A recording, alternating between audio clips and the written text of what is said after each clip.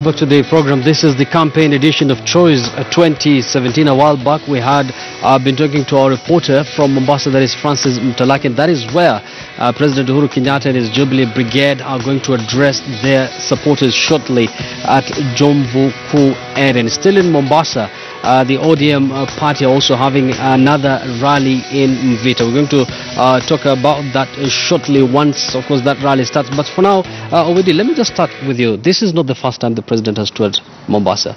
Actually, it's so many times, you know. Is there need for NASA to start panicking, perhaps? There's no reason. First of all, the president and the deputy have exhausted where they can go. So they'll have to start going back to where they have been before. But they can't be seen not to be campaigning. They have to keep it going. In fact, for them, they will have to go to Mombasa, they will have to go back to Western, maybe even Kisii, maybe even Meru, and you still have 20 days to go. So they can even go to Mombasa again. Because when they are campaigning in Mombasa, the campaign is not just for the people of Mombasa. This is covered by the mass media, and we listen to them from any corner of the country. So if they have anything to say, they can go and say it in any part of the country. So you believe their, inroads or the rallies they're having will not necessarily translate into votes? It will not change much. Kenyans are so decided. In fact, this election may be decided on whether there will be rigging or no rigging. But as of now, it is done. Prof, before I come to your back, there's a big number of undecided voters. Yes. This sort of rallies might come in handy. No, absolutely. You see, the thing is, I keep saying this is an election of 50 plus 1, meaning that one voter can make a difference in this particular election. So it cannot be taken for granted that you have a stronghold or that you have a certain support in a particular area.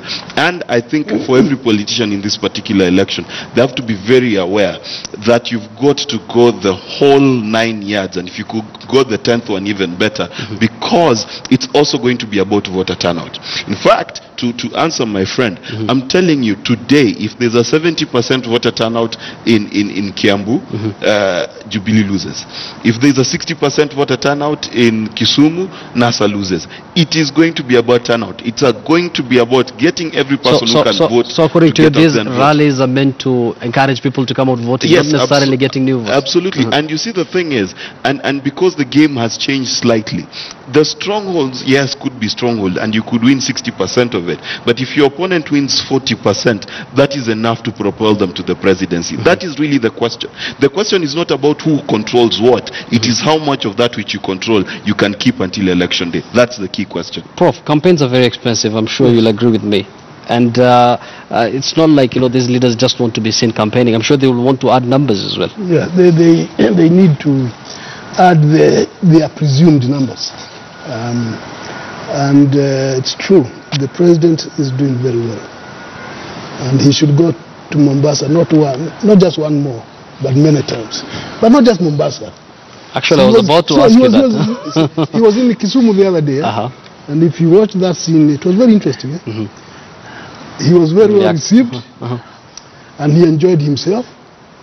And then remember what he asked you, "Mtanipigia kura?" And then they said, "Dio." But what did he do? He told Wacheni kunichezea. Now that resonated very well, because it was an entertainment. He's being realistic, but also appealing, and being received very well. He is making inroads in many places. My friend may not want to agree, but that's okay. We'll agree to disagree. Now, if the elections were held today, I think the last time I said Uhuru had about 55%. I think I'll raise it up now to about 58 or maybe 60. I think and you're very generous. I can tell you some of the reason why I'm raising it. Yes.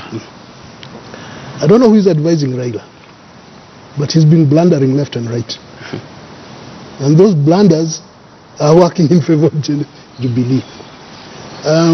Maybe, I don't know, are you the one of the advisors? Maybe you advise him better. Just focus on your point. So the thing is, he's made several political blunders. Unwillingly or unwittingly. I'm waiting for the blunders. Let him make his case. You see, when the general died, he's reported to have said very nasty things about the general. That's a blunder. Okay? That is a blunder. Yesterday, surely, how do you go and call the First Lady a different name from hers? I think he's a human being. You know, humans are to error. So, I think, Prof, you're just missing it because I remember President Kibaki calling his own minister completely different name. And at one time, he had a minister called Ochilo Yako. He had no idea who he was. Yes. So I think it's let's focus on the campaigns for now. But if we go back to the campaign, Uhuru's visit to Nyanza the other day, Homa Bay and Kisumu, was nothing to do with campaigns for the people who were there. Uhuru went to Homa Bay County, Mbita in particular, to launch the bridge. He then went to Kisumu to launch the Ahero, Migori Road, and to launch the breweries. Yes. Purely just that. In fact, the media had a problem coming out with what Uhuru did there and said, other than launching those things. But remember... But the launch, of course, comes at a time when people are campaigning. But let me tell you, the people of Mbita knew when the building of that bridge began. Yes. It began way back when Kibaki was in the first year of his second term. So they know Uhuru has nothing to do with it. The people of Kisumu know that the Ahero Migori Road is a ADB Bank project that is being built because it is a Trans-African highway. It has nothing to do with the community it is passing through. The people of Kisumu know very well that the brewery is a private entity. He has just come there to be guest of honor as head of state. So none of those projects he went to launch. He has been to Ugenya and other areas before. He has not gone to Ugenya. Not even once. Okay, react to that much. You know, the reality is this. We are in a campaign season. Yes. And one of the things that cannot be wished away is the personal likability of the person of Uhuru Kenyatta. To be honest with you, in fact, I think a few opinion polls have put him above 50% in terms of his personal popularity. Just hear me out, okay? Now, the reality of the matter is this, and to emphasize, one of the biggest blind spots that opposition political parties have is they always overestimate how much dislike the people have for the sitting government and underestimate the inertia of people towards change. That's a mistake that a lot of opposition parties make across Africa, and I've consulted across Africa. Now, unfortunately for NASA, it is sitting at a position where, in as much as you agree Jubilee has made mistakes, the question of whether those mistakes are enough to remove them from incumbency is a question that's not being answered. Number two, if you look at this particular election, it is not as energized, as emotive as it was in 2013. So the assumption that things are going to stay as they are is false. Why? Because at the end of the day, if you look at an 8% undecided, and if you look in Bungoma and in Kakamega and places like that, where the senatorial races had up to 44% of people undecided, the senator and woman rep, I remember, it tells you that we're in a political environment where you cannot assume your chips lie where you left them in 2013. And that is why campaigning to the last detail, and whereas you may assume, sir, that every person in Kisumu knows who built this road, trust me, in the politics of Africa especially, the person who delivered it is remembered more than the person who started it. So it is detrimental for any political party to assume. Speaking about posters, they've never been that correct before. I think that is what has been banning me here again and again. And again, if let's say hypothetically they are correct, 8% is a big number. You know, Western Kenya people believe that it's an opposition stronghold. But in this election, there has never been any credible opinion poll. Even the very Jubilee that the poll depicted as leading has never even gone publicly to even brag about it, because we all know it is hogwash. The opinion poll that we have had does not even tally with the registered voters figures that we have in this stronghold and that stronghold. You've realized that even NASA has never commented on those opinion polls. Even Jubilee has never commented on them. They are there for decorations. So I think relying on those opinion polls is a waste of time, because when you look at the figures, I've even looked at what Jubilee themselves have used as a way of predicting what they are going to get. It is so far from the very opinion polls that have been bought. In Kenya, people buy everything, including degrees, opinion polls, performance using CDF. Everything is bought, including votes. Including votes. Prof, of course, where there's smoke, there's fire. Yeah. So do you agree then that opinion polls don't matter at all? No, I don't agree. I would say that opinion polls are not to be believed as gospel. But you cannot ignore. Finally, you agree with him on that? No, they're not gospel. And they have never been gospel. But they serve a purpose. They are indicators of what might be happening. And anyone who ignores opinion polls is really a fool.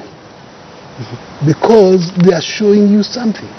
If it says you are not doing well there, don't ignore that. Then go and do something about it to correct the perception that you are not doing well.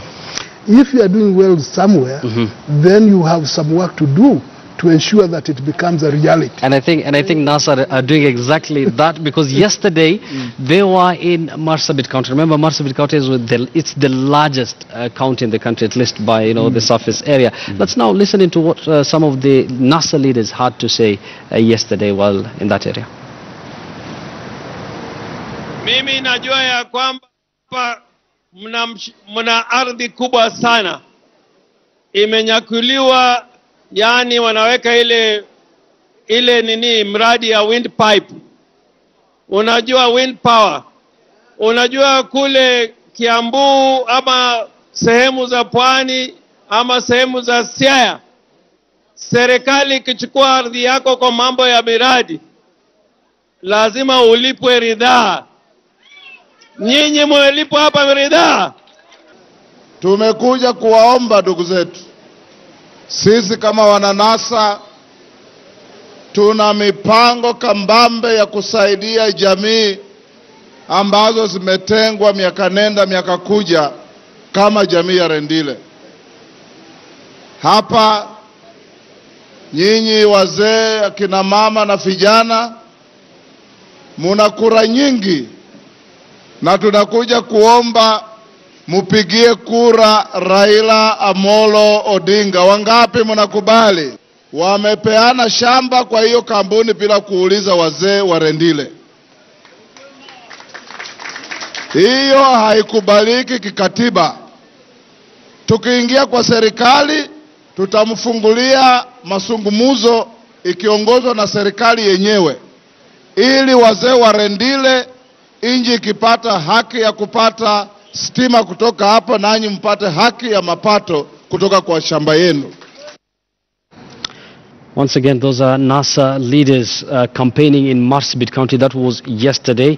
NASA's presidential candidate did not attend because at that moment he was in Kajiado for the burial of the late Interior Cabinet Secretary Joseph Nkaiseri. Owedi, once again, let me start with you. This is a county well known to be a Jubilee stronghold, at least after the 2013 general elections. The incumbent was an ODM candidate. He defected to another political party, the Frontier Alliance Party, which is affiliated to Jubilee. There's also another candidate who is from a Jubilee party. Bottom line is that, ODM or NASA by extension don't have a chance as far as the governor's position is concerned and the members of parliament. Why do you think the NASA brigade will go all the way to this kind of an area and campaign? It's not really entirely true that they do not stand a chance. Yes. And as my friend said, every vote this time around counts. But again, you can't even dismiss them on their presidential candidate. Even that guy who defected, the incumbent, he did not go to Jubilee because he knew in Jubilee he may lose. So he went to some other party that is local. And then now he can come and negotiate with Jubilee that I'm in local, but I'm going to be your candidate. Because everybody wants to be on the side of the government. If you find people who don't want to be on the side of the government, they are very strong people politically. But everybody wants to be on the side of the ruling party because that is where all the gravy is. So that guy decided that he takes his own party and then fights from there, but then will join the government. Because in the beginning, people really believed that there was no way of removing Jubilee from power, considering that they are incumbent And the other time they won when they were not incumbent. But things have changed. People have seen what they have done and what they have failed to do. So right now it is now becoming clear, even to people who rushed in defecting, that Jubilee can easily lose and will of course lose unless some rigging takes place. Mark. I'll be very careful about this rigging statement, not because I support the winning or losing of any side, but when you say rigging, you have to qualify your statement. And that being said, Marsabit, like any other place in this particular country, and we saw the president in Nyanza, and he himself said, don't joke when you say you'll vote for me. But the reality of the matter is you've got to endear yourself to every voter. That's number one. Number two, the person who wins an election becomes a president of a country, not of the people who voted for them.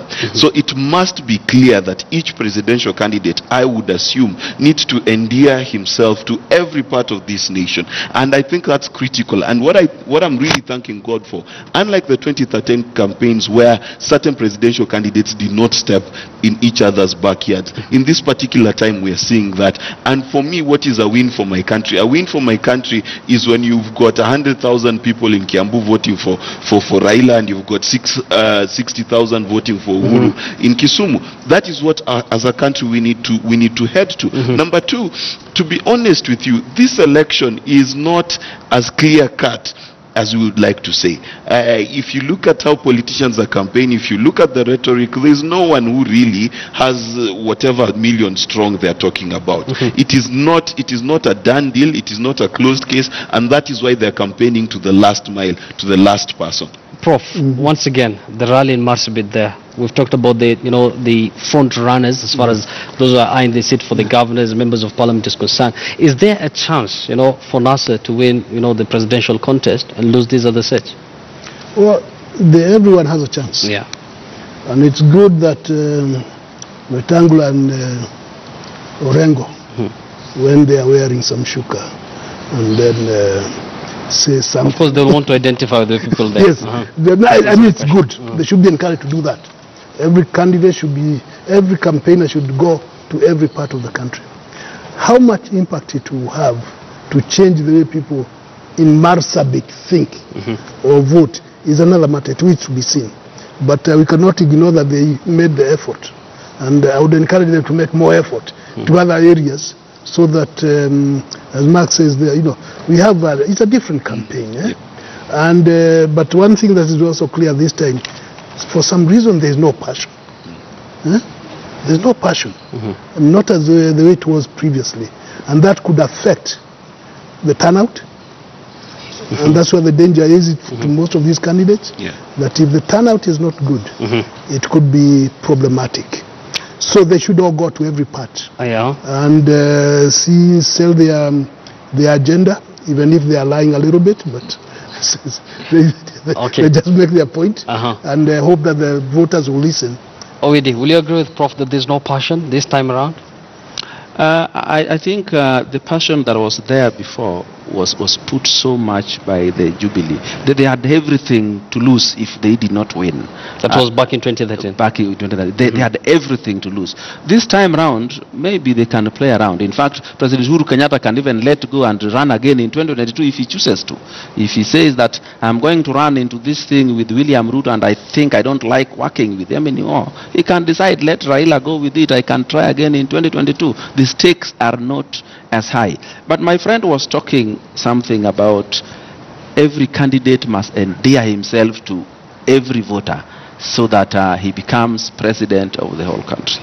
There is no better time to demonstrate that you want to work with everyone in the country like when you are the president of a republic. That is the moment you say, I want to make my cabinet, I will send 4 to Kisumu, I will send 6 to Central, I will send 9 to the Rift Valley. But did not have that opportunity. Sorry? Raila didn't have that opportunity. That is why I'm saying, and that there is is why no better time to show that, but like when you are the president. But he's preparing to take leadership. But again, NASA, there's where they lead. And where they lead, who do they appoint in those places they lead? Who do they have walking along with? Do they have only people from Lowland? Do they have people only from Western? Clearly, do they have the people from the sound whole there country? signals that we have to take a very short break, but we'll be right back with much more. Widi, he has dismissed opinion polls, and speaking about opinion polls, there's a very interesting, tussle between two individuals here from Uasin Gishu County. That is Buzeki and Governor Mandago. For the first time, Buzeki had been put ahead earlier this week by the Infotruck polls. We're going to talk more about that. Don't go too far. We'll be right back.